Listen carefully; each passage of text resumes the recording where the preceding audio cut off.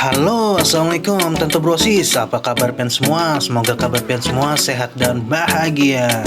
Nah, kali ini Ulun Monestapis Channel kembali mengubah konsep dari Partisirium Ulun yang sebelumnya seperti ini. Dan sekarang Ulun coba untuk memelihara ikan mas koki.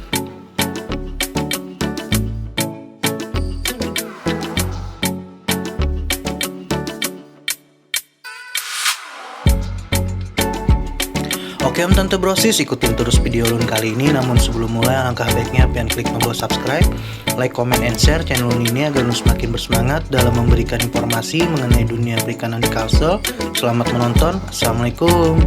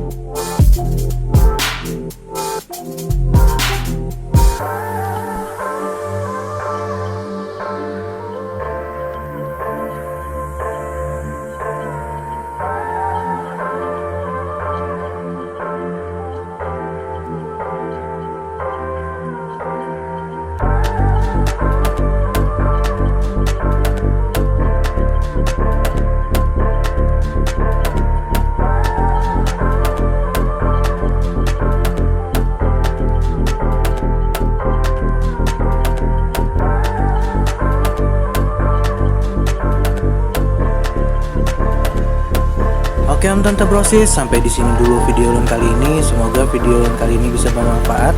Adapun kesalahan informasi yang disampaikan bisa kalian tulis di kolom komentar.